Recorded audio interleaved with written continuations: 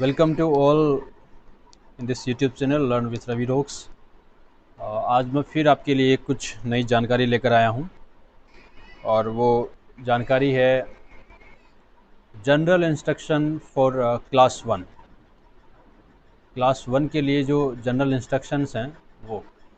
ठीक है, बहुत सारे आपको डाउट्स होंगे जब बच्चा आपका क्लास 1 में एडमिशन ले लेता है तो उसके बाद आप बहुत सारे डाउट्स होते हैं कि यूनिफॉर्म क्या होगी केंद्रीय विद्यालय में, टेक्स्ट बुक कौन सी होंगी, नोटबुक क्या क्या फॉर्मेट है, फीस सबमिशन क्या है, ऑनलाइन क्लासेस कैसे चल रही हैं।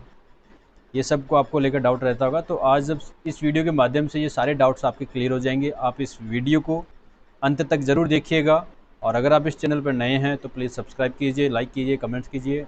आपको कुछ पूछना है। चलो शुरू करते हैं। यूनिफॉर्म सबसे पहले लेके आते हैं।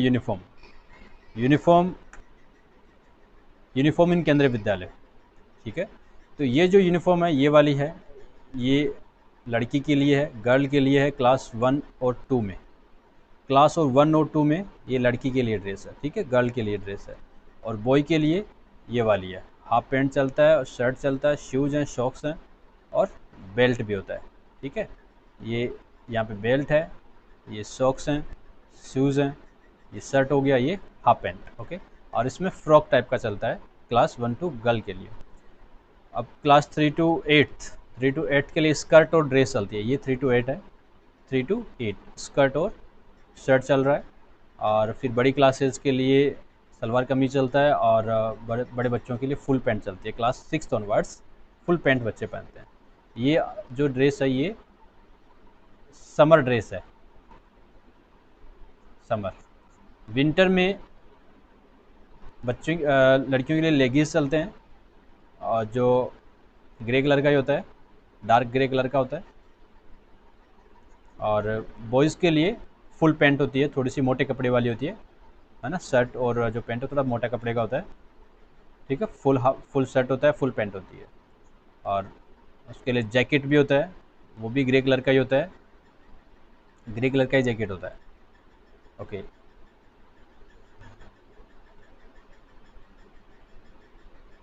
अब देखिए next text book. Next text book 3 text book हैं, 3 ही किताब चलती हैं क्लास 1 के लिए। मेरी गोल्ड ये इंग्लिश के लिए है। किसके लिए है?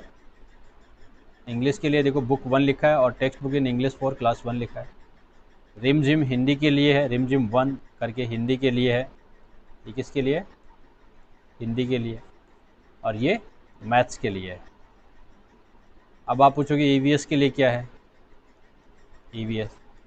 ईवीएस सिलेबस है जो एनवायरमेंटल लर्निंग होती है। ईवीएस में क्या होता है? एनवायरमेंटल लर्निंग होती है। बच्चा देख करके चीज़ों को समझ के सुन करके वो सीखता है, एनवायरमेंटल लर्निंग करता है। उसके आसपास का वातावरण में क्या क्या है, उसके एनवायरमेंट में क्या क्या है, वो सीखता है। तो ईवीएस के लिए जो टेक्स्ट बुक जो होगी वो आपकी जो टीचर होंगे, सब्जेक्ट टीचर जो भी ईवीएस पढ़ाएंगे वो आपको बता देंगे। आप उनसे पूछ सकते हैं कि कौन सी बुक फॉलो करें। बाकी ईवीएस के लिए कोई खास बुक नहीं है केंद्रीय विद्यालय संगठन की तरफ से। हाँ, सब्जेक्ट है, पढ़ाना ज़रूरी है, लेकिन बुक नहीं है। बुक आपको जो टीचर हैं वो रेफरेंस बुक बता सकते हैं कि ये वाली बुक है, क्योंकि टीचर्स पढ़ाएंगे तो वो किसी न किसी बुक से पढ़ाएंगे, किसी बुक को फॉलो करेंगे, तो उस वो आप भी पूछ सकते हैं। बुक्स का क्लियर हो गया। अब आती बात है नोटबुक की। नोटबुक फॉर्मेट क्या है? ये आपका इंग्लिश का फॉर्मेट है। ये किसका है? इंग्लिश।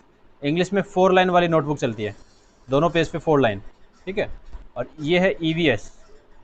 ईवीएस में क्या है? यहाँ पे क्या 4 लाइन है, लेकिन यहाँ पे क्या है? Blank white page, white page. Okay, तो एक तरफ ब्लैंक रहेगा, एक तरफ 4 लाइन रहेगी। तो ये ईवीएस के लिए है ना। थोड़ा सा डिफरेंस है, इंग्लिश में दोनों तरफ लाइनिंग और ईवीएस में एक तरफ ड्राइंग करने के लिए वाइट पेज रखा जाता है और एक तरफ 4 लाइन रहती है। इसके बाद ये आपकी जो स्क्वायर नोट है ये मैथ्स की है। ये किसके लिए? मैथ्स के लिए। स्क्वायर वाली जो नोटबुक है ये मैथ्स के लिए है। और ये है हिंदी के लिए। सिंगल लाइन है, सिंगल लाइन है, सब इक्वल लाइन है सारी की सारी, कोई भी छोटी बड़ी लाइन है, सारी इक्वल लाइन वाली जो कॉपी है, सिंगल वाली, सिंगल रूल बोलते हैं इनको, सिंगल रूल नोटबुक। ठीक है, तो ये सिंगल लाइन वाली नोटबुक आपको हिंदी के लिए परचेज़ कर लेनी है। तो टेक्स्ट बुक की बात हो गई, नोटबुक की बात हो गई। अब बात करते हैं फ़ीस सबमिशन कि फ़ीस सबमिशन कब कब करना होता है केंद्रीय विद्यालय में। तो फ़ीस सबमिशन अभी जो प्रोसेस है 2021 में अपन बात कर रहे हैं, अभी जो प्रोसेस है वो क्वार्टरली फ़ीस ली जाती है। Quarter 1, quarter 2, quarter 3, quarter 4, 4 quarter होते हैं।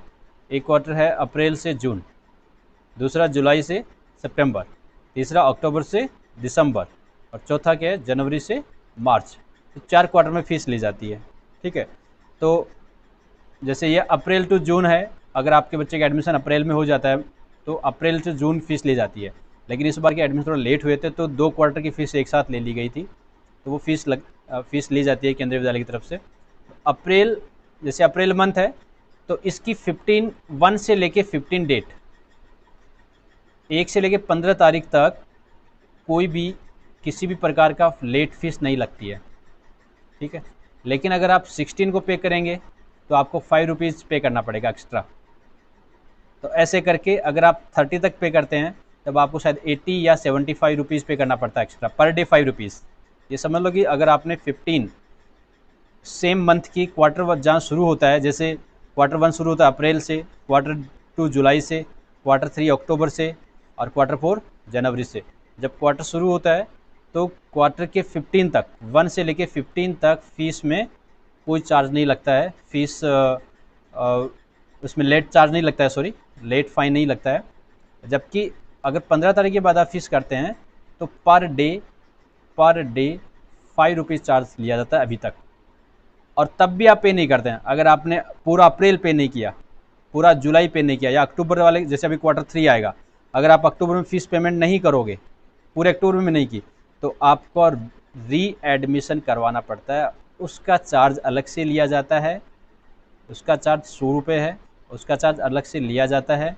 और इसके लिए आपको क्या करना पड़ेगा, स्कूल में आकर के एप्लीकेशन डालनी पड़ती है अगर आपने फ़ीस पेमेंट नहीं करवाई है, और अलग से ये पे करना पड़ेगा। इस पेंडेमिक में देखो इधर उधर आना जाना भागना, इससे अच्छा है कि आप फ़ीस को टाइम से पे कर दें। 15 से पहले ही पे करें जिससे कि आपका पैसा भी बचे, चाहे 5 रुपये भले हो लेकिन बचें। तो इसलिए 15 से पहले ही फ़ीस पेमेंट कर दें। जैसे क्वार्टर शुरू होता है आपके पास मैसेज आए या ना आए कोई बात नहीं है, आपके पास जो स्टूडेंट आईडी नंबर है, स्टूडेंट आईडी, ये नंबर आप अपने क्लास टीचर से पूछ सकते हैं। बच्चा जिस क्लास में पढ़ता है उसके क्लास टीचर से आप पूछ सकते हैं, या फिर आपने जो फर्स्ट टाइम चालान पे किया है उसमें भी लिखे होते हैं। और वो एक बार सेव करके रख लीजिए, वो बार बार काम आएगा। जब तक बच्चा केवी में 12 तक पढ़ेगा तब तक वो स्टूडेंट आईडी उसकी चेंज नहीं होगी, वो काम आएगी। इसलिए एक बार उसको सेव करके रख लीजिए, पूछ लीजिए। और पासवर्ड जो है वो उसकी डेट ऑफ बर्थ होती है, तो ये तो आपको पता ही होती है। उसके बाद आप फ़ीस पेमेंट कर सकते हैं। अब फ़ीस पेमेंट कैसे करनी है इसका वीडियो डिस्क्रिप्शन में मैं लिंक शो कर दूँगा, क्योंकि वीडियो पहले ही बना चुका हूँ और कई पेरेंट्स ने उसको फॉलो भी किया है। उसमें बहुत सारे ऑप्शंस होते हैं फ़ीस पेमेंट करने के। नेट बैंकिंग से आप कर सकते हैं, नेट बैंकिंग से कर सकते हैं, कार्ड से कर सकते हैं, क्रेडिट कार्ड या डेबिट कार्ड, है ना। ज़्यादातर ऑप्शन चूज़ कीजिए, नेट बैंकिंग या क्रेडिट कार्ड या डेबिट कार्ड, यही चूज़ कीजिए। फ़ोनपे, गूगल पे, इनमें थोड़ी सी प्रॉब्लम होती है, कभी कभी फ़ीस होती नहीं है, तो फ़ोनपे नहीं कीजिए, गूगल पे भी मत कीजिए। कोशिश कीजिए कार्ड या नेट बैंकिंग से करें। ये दोनों ऑप्शन नहीं हो तो फिर गूगल पे से करें, है ना। ये भी नहीं होता है तो फिर चालान, आप किसी भी साइबर कैफ़े पे जाके, ई-मित्र कियोस्क पर जाकर के चालान के माध्यम से भी फ़ीस जमा कर सकते हैं। लेकिन उसमें भी वो स्टूडेंट आईडी आपको चाहिए होगी, डेट ऑफ बर्थ चाहिए होगा, आपको जाना पड़ेगा, उसके लिए अलग से पैसे लगेंगे। इसलिए सीख लीजिए। थोड़ा सा सिंपल सा वीडियो है, डिस्क्रिप्शन में आपको मिल जाएगा उसका लिंक, कि कैसे आपको फ़ीस जमा करनी है। ठीक है, इसके बाद नेक्स्ट आता है, ये है मेन, ये है आपका ऑनलाइन क्लासेस। ऑनलाइन क्लासेस कैसे चल रही हैं। जी सूट अकाउंट मिला हुआ आपको स्कूल की तरफ से, अगर मिला हुआ है तो जी सूट अकाउंट में आपको एक आईडी मिली होगी। ठीक है, बच्चे के नाम से एक आईडी मिली है, उसमें बच्चे की नाम लिखा है, बच्चे का एडमिशन नंबर लिखा रहता है, तो वो एक आईडी मिलती है। उसमें लास्ट में जैसे @KVSRO जयपुर ऑनलाइन लिखा होगा, वो एक आईडी मिली है। नहीं मिली है, क्लास टीचर से संपर्क कीजिए, वो आपको देंगे। ठीक है, तो उस आईडी से आपके मोबाइल फ़ोन में दोनों ऐप होने चाहिए, जी मीट, गूगल मीट और गूगल क्लासरूम, ये दोनों ऐप डाउनलोड किए होने चाहिए आपके मोबाइल फ़ोन में। और ये आईडी आप लॉगिन करें इसको, जैसे जी मीट ओपन करेंगे तो लॉगिन करना है, कैसे करना है, इसके वीडियो भी डिस्क्रिप्शन में आपको मिल जाएंगे। किसी कैसे मैनेज करना है, टीचर्स को अटेंडेंस कैसे मार्क करनी है, गूगल क्लासरूम में कैसे अटेंडेंस मार्क करनी है ना, गूगल मीट को कैसे हैंडल करना है, ये दोनों के वीडियो मैंने बनाए हुए हैं जो डिस्क्रिप्शन में आपको लिंक मिल जाएगा। तो तीनों लिंक आपको डिस्क्रिप्शन में मिल जाएंगे कि गूगल मीट को कैसे मैनेज करना है, गूगल क्लासरूम कैसे मैनेज करना है और फीस कैसे पे करनी है। ये होगी जनरल इंस्ट्रक्शन। तो उम्मीद करता हूँ कि सभी को समझ में आएगा। फिर भी अगर किसी को कुछ डाउट है तो कमेंट बॉक्स में आप लिख दीजिए, उसके अकॉर्डिंग फिर हम नया वीडियो बना देंगे। कोई अगर किसी को प्रॉब्लम है तो आप कमेंट बॉक्स में लिख दीजिए। Thank you very much.